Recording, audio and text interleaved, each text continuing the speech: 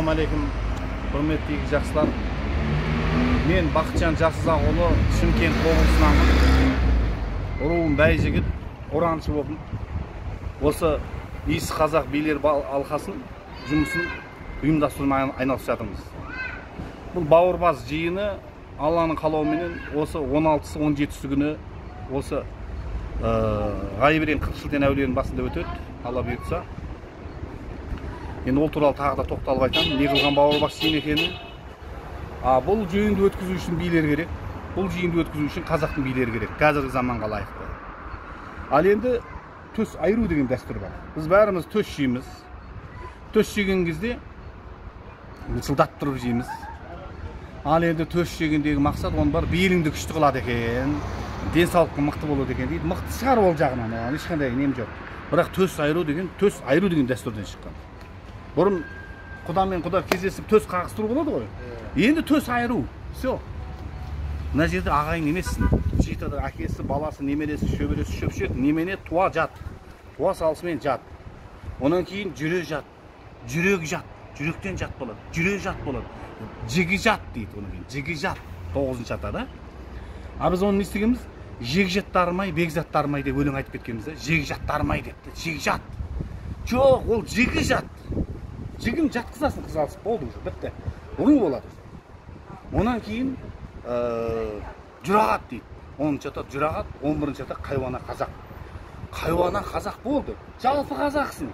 Бізде қазір 13-14 атаға келді, әлі қыз алыспай отыр. Себебі бауырбас жиыны да өтпеген, төс айыру жиыны да өтпеген. Төс айыру жиыны бұл чисті рулардың жұмысы. Ру басылардың жұмысы, олар жиналып алып, бір жерде бас жей бермейді, бет алды. Анау есептеу керек, қай атаға келді, ақылдасу керек оларға. Қай ата мен қай атаны қыз алыстырамыз, сонда мына біз зинақорлықтан тоқтайды. Сонда мынау қыз алысу келу керек, болмайды мынау. Бәрі өсіп кетті, қазақтың несі кетіп қалды, өсіп кеткен шөпті де қырғады ғой, сол сияқты. Қазақтың қай нәрсесі болсын, дұрыс істеу керек. Қазір бауырымды айтып отыр ғой, Бақытжан бауырымыз. Көкпар тарту не үшін екенін білесің ба деп. Білмеймін дедім. Бұл не деп айтты? Көкпар тарту қазақтың батырлары соғысып жатқан кезде құлап қалса, өліп қалып жарадылар болса, соны алып шығып кету үшін деп жатыр. Өлігін де бермеген деп. Қара. Қызғанып осы күнге дейін айтпай жүрген мысалы үшін. Қара. Алтай болып естіген. Біз қызғанбай бар жақсылығын беруіміз керек те, мына екібастұздың адамына, қайрудың адамы, разница жоқ. Біздерде ұлы жүз, орта жүз, кіші жүз, қожа төре деген тақырып жоқ. Керекте жоқ бізге.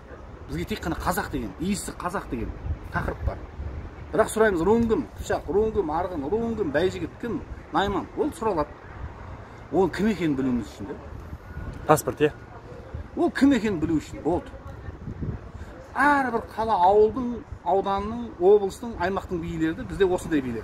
Одан бөлек рудың билері бар. Рудың билерінің бөлек системалары. Біздікі кәдімгі мемлекеттік уровеньде, қай жерде әкімшілік бар, сол жерде би болу керек. Би болғанда өзі болмайды ол. Міндетті түрде ақылдасатын алқасы болу керек айналасында.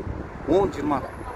Соның арасынан сайланған адам. Бір нәрсе шешті ма, қанша адам қатысты, соның бәрі жауапты болады.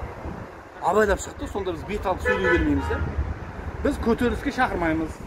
Елді көтеріліске шақырмаймыз. О бастан тәртібіміз сондай. Себебі сөйлесуге шақырамыз. Сөйлесу керек халық. Халық сөйлеспей қалған бір-бірімен. Қазір ақылдасу арқылы құрып жатыр. Ерекшелік бәрі. Сен үйренбеген. Біреу оқу бітірген, біреу институт бітірген. Бірақ қазақылық салт сана жоқ ана жерде.